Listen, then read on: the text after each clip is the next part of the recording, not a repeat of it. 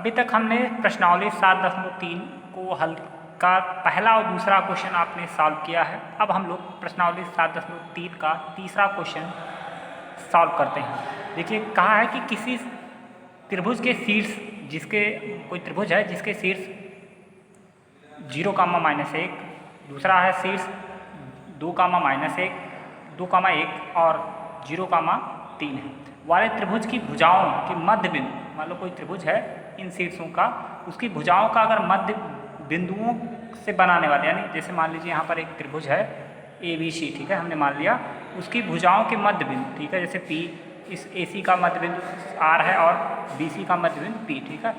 इस मध्य बिंदुओं को मिलाने से, मध्य बिंदुओं से के मिलाने से जो त्रिभुज बना है, ठीक है, उसका क्षेत्रफल आपको बताना है। देखिए कह रहा है मध्य बिंदुओं को बनाने वाले त्रिभुज का क्षेत्रफल, ठीक है, और उस त्रिभुज का, हाँ, इस त्रिभुज का क्षेत्रफल यानी ये त्रिभुज बना है, ठीक है, मध्य बिंदुओं को मिलाने से, ठीक है, उसका क्षेत्रफल दिए हुए त्रिभुज के, ठीक है, दिए हुए त्रिभुज के क्षेत्रफल के साथ अनुपात ज्ञात कीजिए। सबसे पहली बात तो आपको उस त्रिभुज का क्षेत्रफल निकालना है और साथ में जो बड़ा वाला त्रिभुज यानी ABC जो दिया था आपको, ठीक है, उसका क्षेत्रफल भी निकालिए और दोनों यानी छोटे वाले त्रिभुज और बड़े वाले त्रिभुज का क्षेत्रफलों का अनुपात आपको निकालना है ना। तो सबसे पहले हम क्या करते हैं भाई, देखो आपको ये नहीं पता कि कौन सा त्रिभुज है वो, तो हमको मानना पड़ेगा।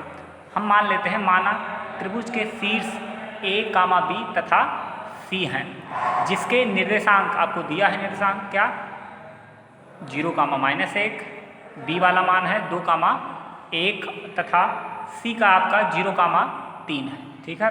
अच्छा, इनकी भुजाओं कौन कौन भुजा भाई, देखिए यहाँ पर AB, ठीक है, BC है ना, AB, BC तथा AC के मध्य बिंदु, ठीक है।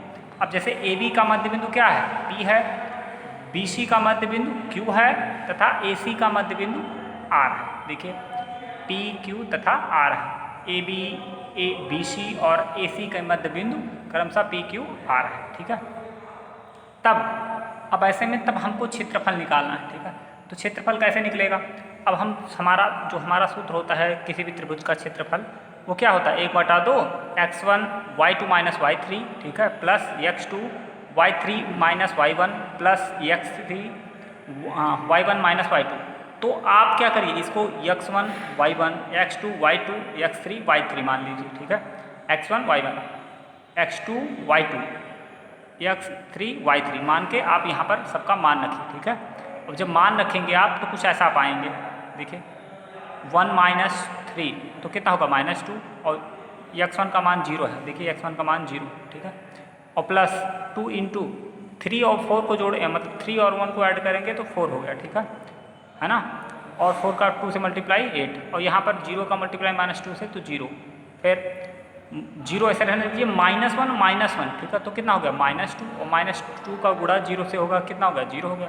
अब इन सबको हम ऐड करते हैं, 0 + 8 + 0, तो सबको ऐड करने पे आपका 8 ही आएगा और 1/2 हमेशा चल ही रहा है, देखिए 1/2 आपका चल रहा है, तो 1/2 से मतलब 1/2 यानी जो 2 है उससे हम 8 को काट देंगे तो भाई 4 टाइम जाएगा, तो यानी क्या होगा, अर्थात जो आपका बड़ा वाला त्रिभुज है उसका क्षेत्रफल 4 वर्ग मात्रक हो गया, ठीक है। हमने पहले सबसे बड़ा वाला त्रिभुज जिसका निर्देशांक दिया गया था उसका हमने क्षेत्रफल निकाल लिया, ठीक है, तो 4 वर्ग मात्रक। अब देखो करा कि हम उस त्रिभुज का क्षेत्रफल भी हमको निकालना है जो इनके भुजाओं के मध्य बिंदुओं से मिलकर बना है, ठीक है। अब आपको पता है चूंकि भुजा AB का मध्य बिंदु क्या है, आपने माना था P, AB का जो भुजा है AB उसका मध्य बिंदु क्या है P मान लिया, ठीक है। तो ऐसे में जो P बिंदु का भी कुछ निर्देशांक होगा ना, तो क्या होगा, तो कहीं ना कहीं AB का जब वो मध्य बिंदु है तो यानी मध्य बिंदु के सूत्र से हम इसको सॉल्व कर लेंगे, यानी P बिंदु का निर्देशांक निकल जाएगा।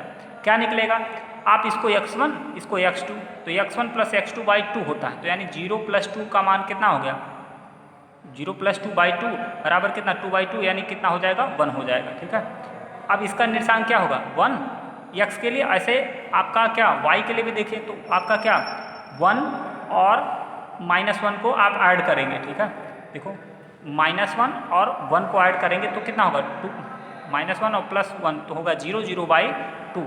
अरे भाई y1 + y2 चलता है, इसका भी y1 + y2/2 इसी सूत्र पे रखा गया। तो ऐसे में P बिंदु का निर्देशांक आपको पता चल गया। P बिंदु का निर्देशांक 2/2 का मतलब 1 और 0/2 का मतलब 2 मतलब 0, तो यानी 1, 0।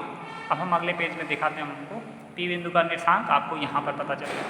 देखिए P बिंदु का निर्देशांक आपका 1, 0 हो गया, ठीक है। इसी प्रकार से जो आपकी दूसरी भुजा है BC का मध्य बिंदु क्या है भाई? देखिए BC का मध्य बिंदु आपका Q है, ठीक है। तो इसका भी आपको Q का निर्देशांक निकालना, तो क्या करिए, x1 इसको मानिए, x2 इसको मानिए, तो आपका क्या होगा, ये आपका 2 और 0 को जोड़ेंगे तो कितना होगा, 2 और पूरे के बटे 2 होना, यानी x1 + x2/2, यानी 2 और 0 को जोड़ेंगे 2 और 2 के बटे 2 का मतलब 1 हो गया, यानी x के लिए 1। और फिर इसका ऐसे ही y के लिए क्या होगा, तो 1 और +3 यानी y1 + y2 बटे 2, यानी 1 और +3 को जोड़ेंगे तो 4 होगा, 4 में 2 का भाग लाएंगे तो 2 आएगा। तो इस तरह से हम कहेंगे Q बिंदु का निर्देशांक 1, 2 आ गया। देखिए अभी आप पीछे देखिए Q बिंदु का निर्देशांक आपका 1, 2 आ गया। इसी प्रकार से AC का मध्य बिंदु क्या है, R है, तो इसी प्रकार से हम R का भी निकाल लेते हैं।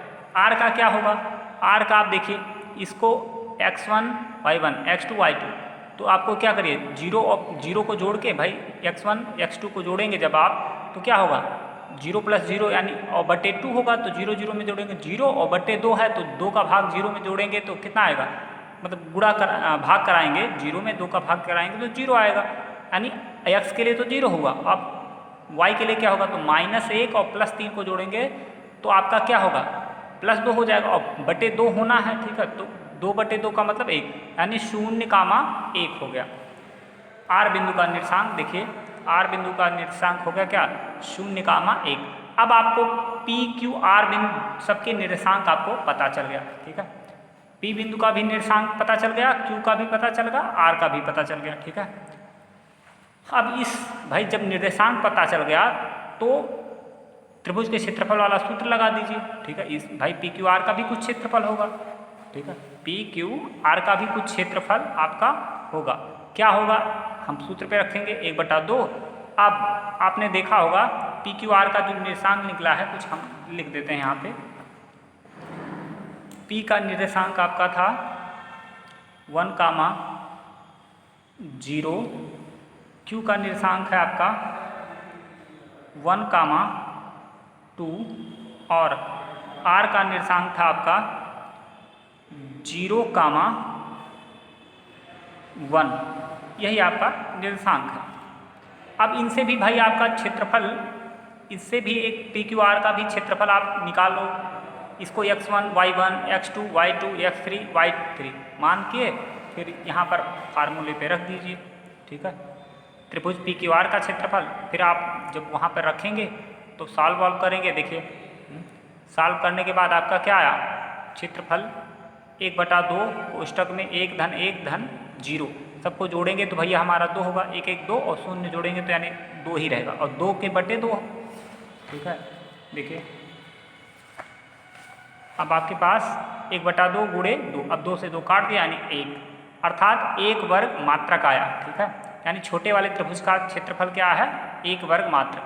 अच्छा, अतः दिए हुए त्रिभुज का क्षेत्रफल के मध्य बिंदुओं से, ठीक है, मान लो कोई दिया हुआ त्रिभुज है, ठीक है, उसके त्रिभुज की भुजाओं के मध्य बिंदुओं से बनने वाले त्रिभुज का क्षेत्रफल जो है वो क्या निकला, 1 वर्ग। क्यों, क्योंकि यही तो आपसे पूछा था कि कोई त्रिभुज दिया है, कोई त्रिभुज दिया है, उसके भुजाओं के मध्य बिंदुओं से, ठीक है, ये इनसे बनने वाला जो त्रिभुज है उसका क्षेत्रफल आपको निकालना था, ठीक है। तो अभी आपने निकाला, इसका क्षेत्रफल 1 वर्ग मात्रक होगा, ठीक है। अब करा इसका और बड़े वाले का जो अनुपात है वो निकालिए। तो भाई देखो छोटे वाले का भी आपने निकाला 1, ठीक है, और बड़े वाले का आपने निकाला था 4 मात्रक, ठीक है। तो अनुपात क्या होगा, देखिए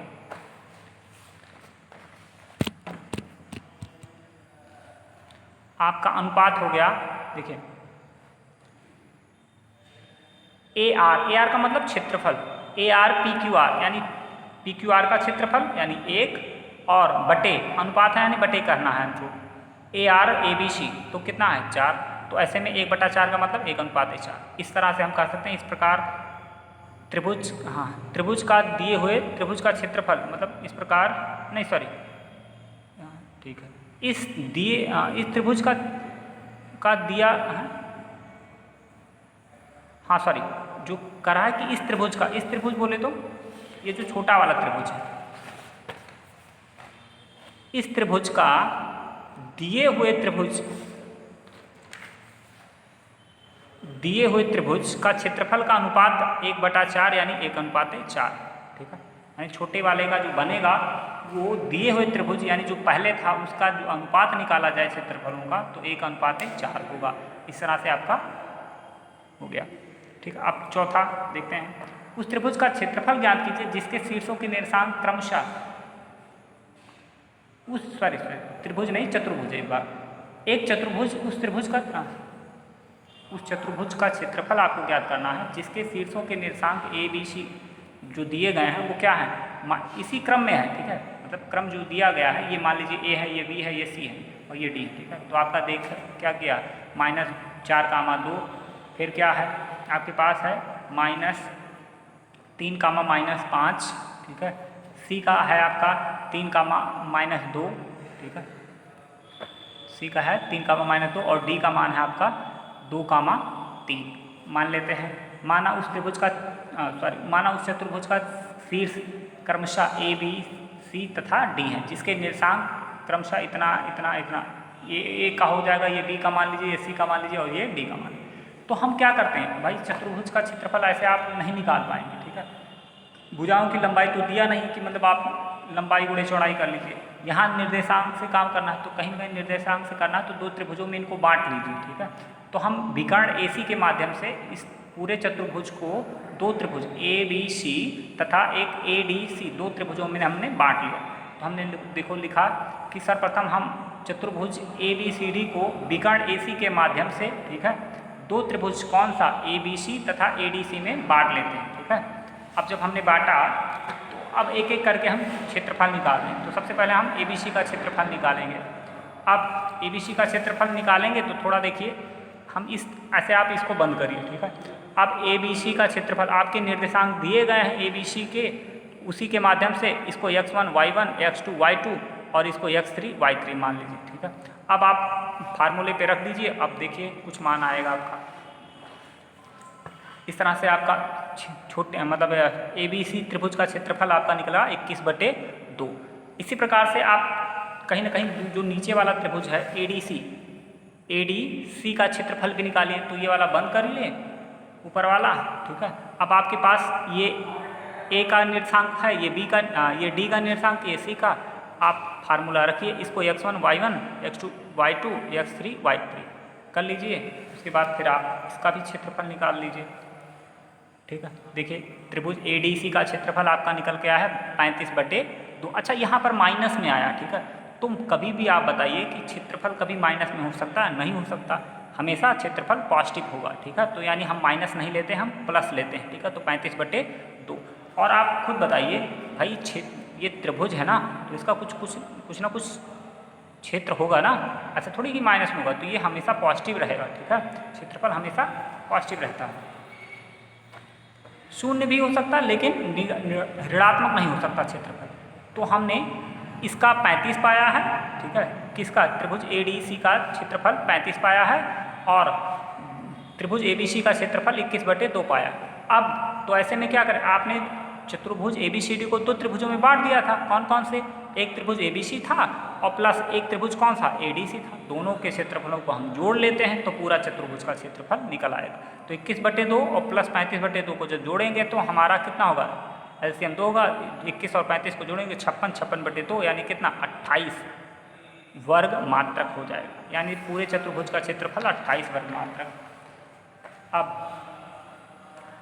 एक कहा है कि एक त्रिभुज की माध्यिका, एक त्रिभुज, कोई मान लीजिए एक त्रिभुज ABC, ठीक है, उसकी जो माध्यिका है, ठीक है, माध्यिका जैसे यहाँ पर AD हमने माना है, बराबर क्षेत्रफलों वाले, यानी जो माध्यिका है, ठीक है, वो बराबर क्षेत्रफल वाले एक ये त्रिभुज, एक त्रिभुज ये, ठीक है, क्षेत्रफल वाले त्रिभुजों में विभाजित करती है। करा उस त्रिभुज ABC के लिए परिणाम सत्यापन कीजिए, यानी ABC मान लो कोई त्रिभुज है, ठीक है, उसके लिए सत्यापित करो यानी सिद्ध करिए जिसके शीर्ष आपको दे दिए, यानी क्वेश्चन में आपको शीर्ष बता दिया A का मान कितना है 4, -6, B का मान है 2, -3, -2 और C का मान है 5, 2, ठीक है। अब चूंकि हमको पता है, पहले हम क्या कर लेते हैं, मान लेते हैं कि माना त्रिभुज ABC की भुजा, BC का मध्य बिंदु D है। अब ये मध्य बिंदु को सम्मुख शीर्ष से मिलाएंगे तभी तो हमारा माध्यिका कहलाएगी, है ना। तो हमने इसको AD को मिला दिया, ठीक है। तो अब इस प्रकार AD क्या हो गया, माध्यिका हो गई, ठीक है। और आपको पता है कि ये जो माध्यिका होती है सम्मुख भुजा को 2 बराबर हिस्सों में बांट देती है। इसका मतलब क्या, यानी CD और BD आपस में बराबर होंगे और D यानी एकदम बीचों बीच में हो जाएगा, यानी मध्य बिंदु हो जाएगा। अब जब मध्य बिंदु हो गया D, तो कहीं ना कहीं D का भी कुछ निर्देशांक होगा, तो कैसे निकलेगा, हम मध्य बिंदु वाले सूत्र से निकालेंगे। तो देखिए हमने D बिंदु का निर्देशांक निकाला, कैसे, इसको x1 y1 x2 y2 मान लेते हैं। तो इस D बिंदु का निर्देशांक क्या होगा 5, जैसे x1 + x2 y2 होता है, तो यानी 5/3/2 कर लेते हैं। देखिए यहाँ 5/3/2 कामा लगाइए। y के लिए क्या होगा y1 + y2 मानिए, तो यानी क्या +2 और -2/2। अब हालांकि जोड़ा जाएगा लेकिन माइनस होने की वजह से, देखिए यहाँ पर माइनस है, यहाँ देखिए माइनस होने की वजह से ये प्लस माइनस का माइनस हो जाएगा, ठीक है। और +2 -2 यानी कितना हो जाएगा 0, 0/2 का मतलब 0, और यहाँ 5 3 8, 8/2 का मतलब क्या 4, यानी इस D बिंदु का निशान क्या हो गया 4, 0। अब क्या करिए, अब एक काम करिए, ये जो माध्यिका AD है ना, वो त्रिभुज ABC को 2 त्रिभुजों में बांट दिया। कौन कौन सा, ABD, और एक बांटा है ACD में, ठीक है। तो हम क्या करेंगे, हम दोनों त्रिभुजों का बारी बारी क्षेत्रफल निकाल लें, यानी त्रिभुज ADB का भी क्षेत्रफल निकाल लें और त्रिभुज ACD का भी क्षेत्रफल निकाल लें। उसके बाद देखें कि क्या दोनों का क्षेत्रफल बराबर है। तो चलिए देखते हैं। तो सबसे पहले हम त्रिभुज ADB का क्षेत्रफल निकालते हैं, ठीक है। तो हमारा ये x1 y1 मान लीजिए, इसको x2 y2 और इसको x3 y3 मान लीजिए। अब ऐसे में फार्मूले पे रखा गया तो आपका क्षेत्रफल कितना निकला -3, क्या निकला -3। और आपको पता है कि क्षेत्रफल माइनस में नहीं हो सकता, इस नाते 3 वर्ग मात्रक लिया, ठीक है। ऐसे आप त्रिभुज ADC का क्षेत्रफल निकालते हैं। ADC का क्षेत्रफल क्या होगा भाई, ADC का क्षेत्रफल निकालना तो इसको x1 y1, इसको x2 y2 और इसको x3 y3 मान लीजिए, ठीक है। और फिर आप ऐसे में ADC का फार्मूले पे रख के ADC का क्षेत्रफल निकाल लेते हैं। इसका क्षेत्रफल कितना हो गया 3, ठीक है। तो ये 3 वर्ग इकाई, और वो भी क्या था 3 वर्ग इकाई, देखो ऊपर वाला भी, यानी त्रिभुज ABD का मान भी 3 वर्ग इकाई आ रहा था और त्रिभुज ACD का भी मान 3 वर्ग इकाई आ रहा है। तो हम पाते हैं कि दोनों का क्षेत्रफल क्या है, देखो ARABD बराबर ARACD, यानी दोनों त्रिभुजों का क्षेत्रफल 3 वर्ग इकाई आ रहा है या वर्ग मात्रक। तो इस नाते दोनों का क्षेत्रफल बराबर है। तो अतः हम कह सकते हैं, या हम देखते हैं कि त्रिभुज ABC की माध्यिका जो AD है वो त्रिभुज को 2 बराबर क्षेत्रफल वाले त्रिभुजों में विभाजित कर रहा है। बस यही था। इस तरह से आपका निर्देशांक ज्योमेट्री आपका खत्म होता है। अब अगले वीडियो में मिलते हैं अगले चैप्टर के साथ।